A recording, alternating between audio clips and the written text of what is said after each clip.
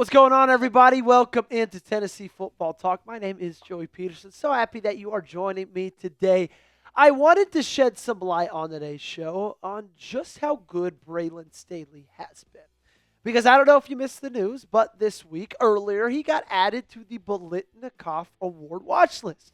And if you don't know what the Biletnikoff is, it is rewarded every single year to the nation's best wide receiver. Same award that Jalin Hyatt won back in 2022.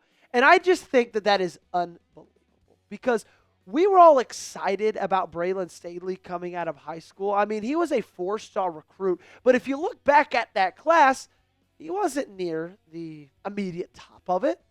There's some other names that we were talking a little bit more about than Braylon Staley, and one of those was Mike Matthews, a guy who overshadowed him a little bit in that 2024 recruiting class because you're always going to get overshadowed by a five-star, especially when that five-star plays your exact same position. And then not to mention, Braylon Staley came into this year as a big part of a wide receiver core that many people were looking down upon. Many people didn't even have them in the top 25 in the nation. A ton of people did not even have them as a top 10 wide receiver core in the SEC, yet he's had an unbelievable season. I mean, what an absolute steal this guy has been. What a pleasure it's been to watch him play football this year. 52 catches, 703 yards, 13.5 yards a catch, 5 touchdowns. And just look at what he's done over the last 4 games. 6 catches, 109 yards against Arkansas, against Alabama, biggest stage of his career. 10 catches, 92 yards, and a touchdown. Kentucky, 6 catches for 105. Oklahoma, 5 for 75 and 2 tuds. And that Oklahoma touchdown to begin the second half was absolutely massive. And this year, 52 catches, 13th in FBS. 703 yards, 17th in FBS. Now, we've talked about these numbers already this week, but it just still blows my mind that Braylon Staley is producing like he is. And it gets me so excited about the future, and it makes me wonder and look back to the past of like, how did we not see this coming?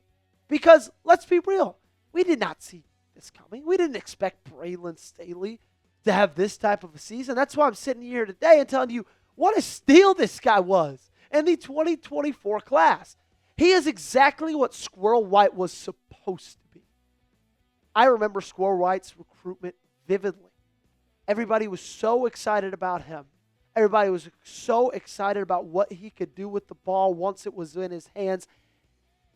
And he necessarily wasn't ever that in Tennessee. Well, that's exactly what Braylon Staley is. He's living up to those expectations. He's surpassing them. And it's not going to stop this year.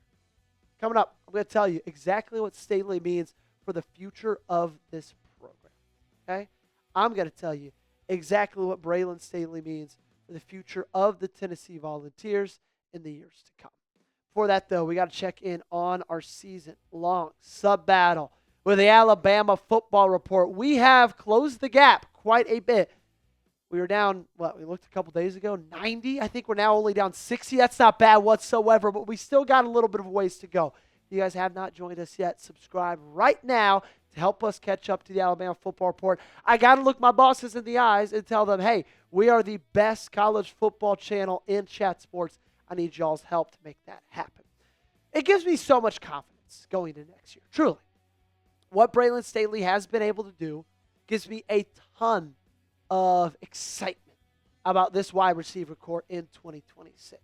Because if you keep Mike Matthews and Braylon Staley, which everything that's happening right now, I think you would expect to keep both those guys. Of course, you never know what's going to happen in the transfer portal. But you keep Braylon Staley, you keep Mike Matthews, Travis Smith Jr., and Radarious Jackson. Both of those guys are 1 year older. And then you also have Tristen Keys entering the fold, entering the lineup as well, and whoever else they want to add in the wide receiver room through the transfer portal. If you went through this year and you had no emergence of Braylon Staley, what you would have to do is count on in 2026 a ton of unprovens. You would have had to say, okay, if Braylon Staley wouldn't have proved himself this year, You would say, okay, he's got to prove himself next year. The freshman Tristen Keys does. Travis Smith, Radarious Jackson. It'd be Mike Matthews as the top dog, and it'd just kind of be him and some other guys that really haven't done much in college football. But now you can go into next year knowing that Braylon Staley is going to be able to put up some good numbers, knowing that Braylon Staley is going to be able to have a good season, knowing that every time the ball is in his hands, something. What's your confidence level in Braylon Staley? Braylon Staley. Write that down. Good name for a pet snake if you're a Tennessee fan. What's your confidence level in him? Scale it 1 to 100 for me in the comment section down below. I got a number for you. How about 20? That's how many dollars off this quarter zip is if you go to chatsports.com/UTQzip right now. That cool little smoky gray. It looks really, really comfortable. It's a little bit thicker than a regular quarter zip. This one's a little bit more for the wintertime, which is great because it is November and it's only $30. Okay, chatsports.com/UTQzip. That's going to take you right there, and that's in the comment section and description of today's video. For the final, I would say probably 4 minutes of today's show, I'm going to predict the rest of Tennessee's schedule. As we sit right now, we are in the bye week, which comes with its excitements, comes with its challenges as well. One of those challenges being that you have to sit and you have to watch teams that aren't yours. One of the excitements about it is you're not going to get your heart broken on Saturday. And this coaching staff can look at this roster, look at this team and say, okay, what do we need to change going forward to the last 3 games of this year? Because I get it. You're upset with how things are going. You might think the next 3 games really don't mean much at all because you can't make it to the college football playoff. We talked about this on Wednesday. Guys, that's a loser mentality. That is a loser take. You don't think that game against Florida is going to mean anything? You don't think that game against Vanderbilt is going to mean anything? Just because you can't make the college football playoff, I call BS on that. I cannot wait to watch those games. Speaking of those games, number 1, New Mexico State, win. Okay, I don't think I need to go too much in depth on this one. It's a home game. You're coming off of a bye. You're coming off of a bad loss, and it is New Mexico State. Florida. I'm going to give this one a win as well. Look, I get it. You have not won in the swamp since 2003. And I don't mean to date myself, but I was 3 years old. Gage, how old were you in 2003? Gage was 1. Producer Gage was 1. I was 3. That's the last time Tennessee won at Gainesville. I think that streak ends now. Look, I get it. You watch Florida, and they play Georgia really hard, really, really well. You also watch Tennessee, and they lost to Oklahoma. And right now, it feels like the sky is falling. It feels like you're never going to win a football game again. But, guys, this is still a really good team. It is still a really good team. You played pretty bad football against Oklahoma, and you almost beat them. If I could just string together 4 quarters with as little mistakes, you're going to beat anybody you play.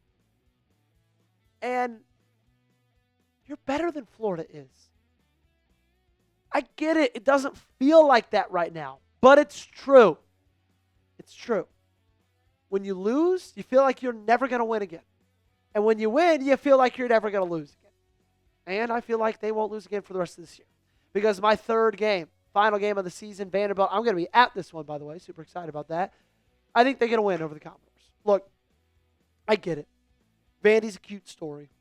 Diego Pavia is Diego Pavia. I'm not going to waste much more of my breath on him. But I think you got the better roster. I think you've got the better team. You're at home. And you'll have something to play for. And that's keeping Vanderbilt out of the college football playoff. What more could you want? Sounds like a perfect day to me, frankly. Okay? You can beat Vandy. You will beat Vandy. You can call me a homer all you want. I don't care. I'm not on ESPN right now.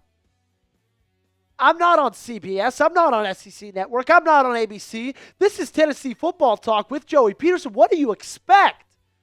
We're rocking with the Vols for the rest of this year. I don't care how that makes you feel. Either you're with me or you're not. Frankly, I could not care less. Vols finish 3-0. How do you feel like they'll finish? Tennessee will finish this season blank. Let me know in the comment section down below. Weigh in with your answer. And also follow me on social media.